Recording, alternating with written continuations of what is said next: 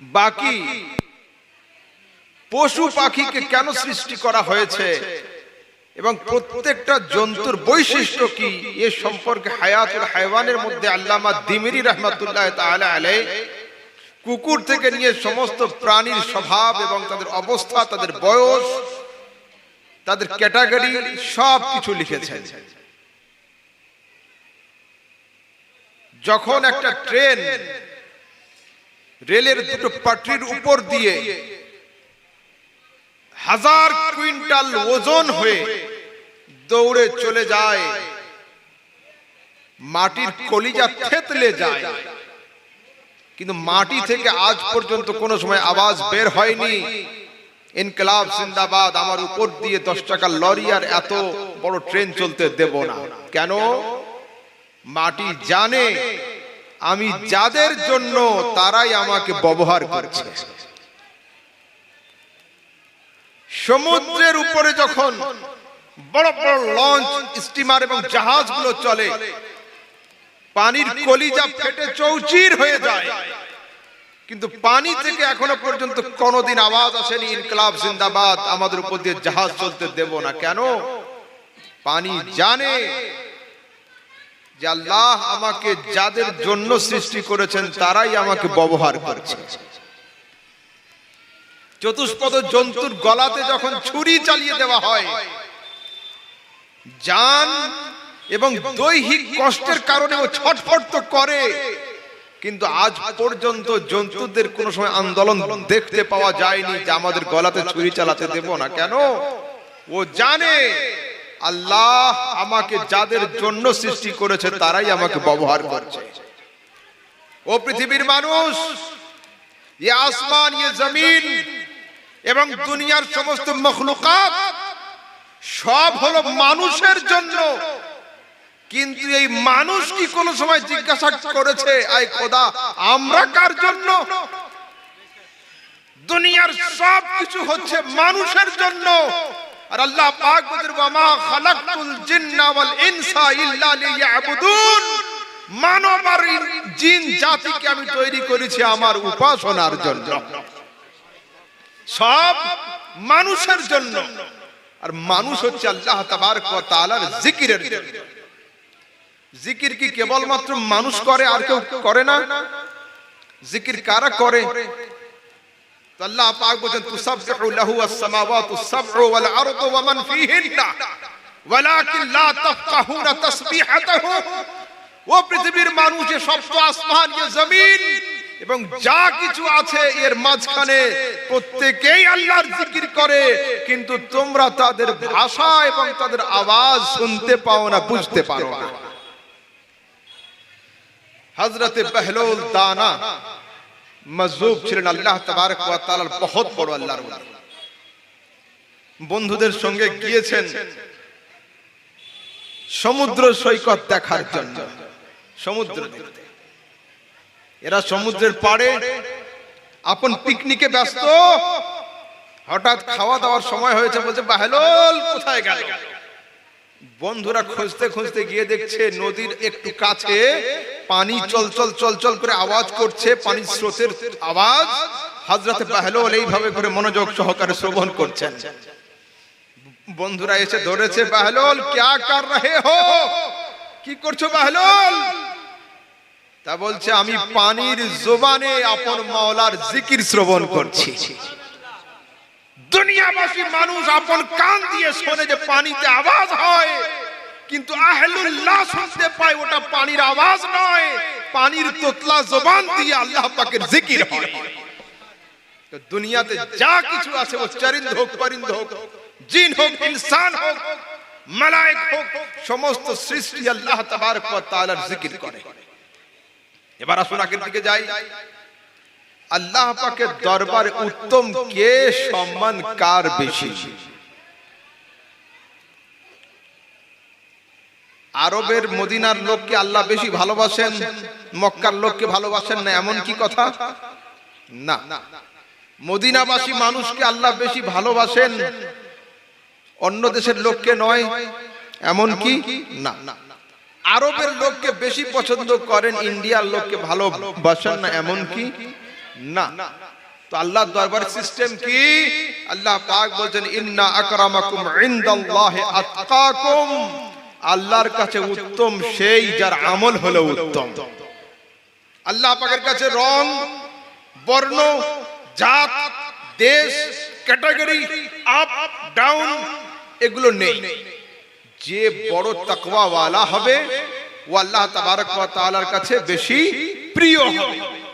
সেই জন্য তো আরবের রাস্তাতে ঘুরনেওয়ালা আবুল হেকাম, যার নাম ছিল আবুল হেকাম জ্ঞানবিজ্ঞানের বাপ, সে থাকবে জাহান্নামের নিচু ক্যাটাগরিতে। আর না মক্কার না মদিনার পারস্যের কালো বেলাল আল্লাহ তাবারক ওয়া তাআলার উপাসনা আর মুস্তাফার ইশক কবুল করার জন্য থাকবে জান্নাতের আপার ক্যাটাগরিতে। জাতের ভাগ নেই, দেশের ভাগ নেই, অবস্থার ভাগ নেই। আল্লাহর দরবারে ভাগ হলো কিসের? যে যত বড় তাকওয়া ওয়ালা হবে, মুত্তাকি হবে, খোদার দরবারে তার সম্মান তত উঁচুতে থাকবে। এবার আসুন, ये হায়াত আর মওত কেন? হায়াত মওত কেন? আল্লাহ পাক আমাদেরকে হায়াত দিয়েছেন, পিছনে কিন্তু মরণের পুলিশও লাগিয়েছেন, অ্যারেস্ট করবেই, আজ হোক বা কাল। তো আল্লাহ তুমি যখন হায়াত দিলে তো মওত কেন? আর যখন মওতের পুলিশের হাতে অ্যারেস্ট হতেই হবে তো ফির হায়াত কেন?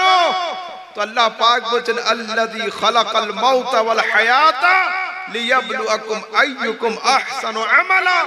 আমি হায়াত আর মওতকে এই জন্য দিয়েছি তোমাদের মধ্যে বেটার আমল কার সেটা চেক করার জন্য। হায়াত আর মওতের উদ্দেশ্য কি? গুড আমল কার আছে সেটা দেখবে। এবার আগে আসুন, আমল তো দেখবে।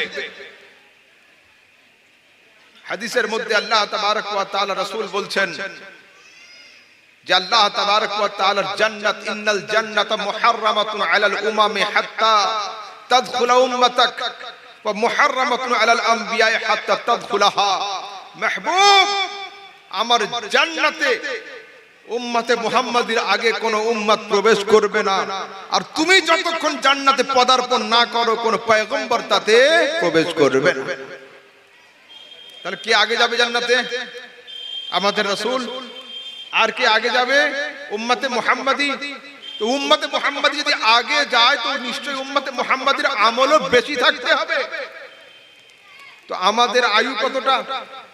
বর্তমানে গড় আয়ু 70, 80, 90 হলো, 100+ লোক তো নেই, খুব কম। কিন্তু অন্যান্য পয়গম্বরদের উম্মতিদের হায়াত লম্বা ছিল, সেই যুগের নবীদের হায়াত লম্বা ছিল। আমাদের রাসূল সাল্লাল্লাহু আলাইহি সাল্লাম কেবল মাত্র 63 বছর আমাদের সামনে ছিলেন, তারপরে তার ইন্তেকাল হয়েছে। উম্মতে মুহাম্মাদির হায়াতও কম।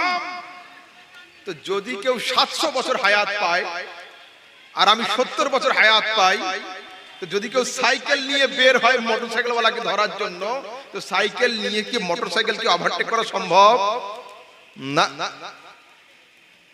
একজন কার নিয়ে দৌড়াচ্ছে, ওর পিছনে টোটো নিয়ে বের হয়েছে, ওকে ধরবো বলে সম্ভব না। তার মানে যার যত সিসি বেশি থাকবে, পাওয়ার বেশি। তো অন্যান্য নবীদের উম্মতিদের হায়াত ছিল লম্বা, আমাদের হায়াত কম। তো আমাদের এই কম হায়াত নিয়ে বেশি হায়াতওয়ালাদের ওভারটেক করব কি করে? পরওয়ারদিগার যদি কেউ 700 বছর হায়াত পেয়ে থাকে, উম্মতে মুহাম্মাদি 70 বছরের হায়াত নিয়ে ওদেরকে ওভারটেক করবে কি করে? তো আল্লাহ তাবারক ওয়া তাআলা বলছেন উম্মতে মুহাম্মাদি শোনো, চিন্তা করো না, আমি তোমাদের 12 মাসের মধ্যে একটা মাস রাখছি রমজান। একটা আমল করবে 70 গুণ আমল আমলনামাতে লেখা হলো। তো 7 নিয়ে 70 নিয়ে 700 কে পার করা যাবে? আমাদের কাছে 70, ওদের কাছে 700। তো 700 ওয়ালা 70 ওয়ালাকে ওভারটেক করতে পারবে? পারবে না। তো আল্লাহ আমাদের আমল বাড়বে কি করে? তো আল্লাহ তাবারক ওয়া তাআলা বলছেন উম্মতে মুহাম্মাদি তোমরা চিন্তা করো না, এই একটা মাসের মধ্যে একটা রাত রাখছি লাইলাতুল কদর। লাইলাতুল কদরে খায়রুম মিন আলফ শাহর। ওই এক রাতের আমলকে আমি আল্লাহ 1000 মাসের চাইতে উত্তম করে দেব। তোমরা এক রাত জাগবে 1000 মাসের চাইতেও ভারী হয়ে যাবে।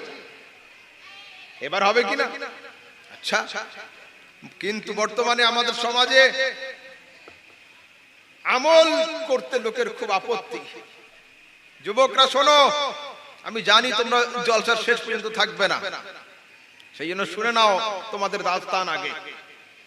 আর মা বাবা বড় ভাই যারা আছেন, বোন, সবাই মন দিয়ে শুনুন। আমাদের সমাজে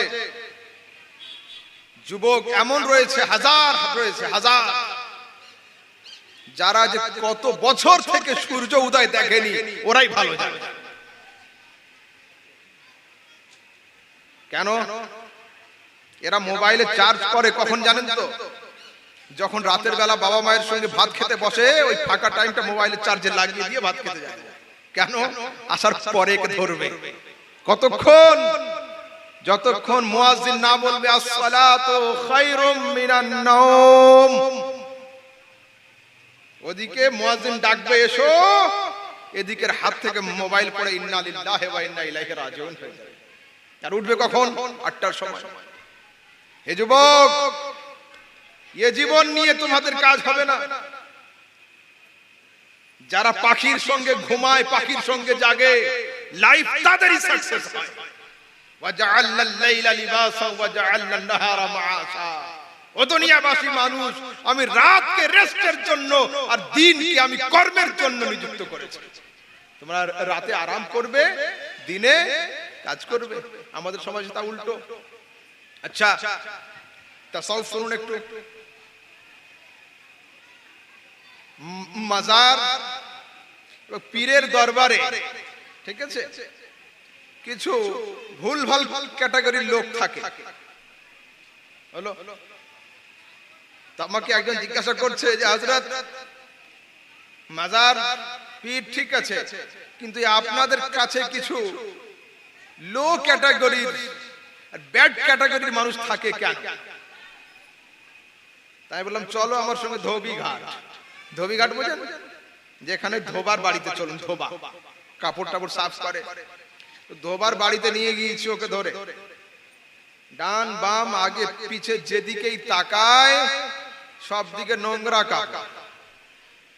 হলো, সবটা নোংরা। আমি বলছি আরে ধোবির বাড়িতে এত নোংরা কাপড় কেন?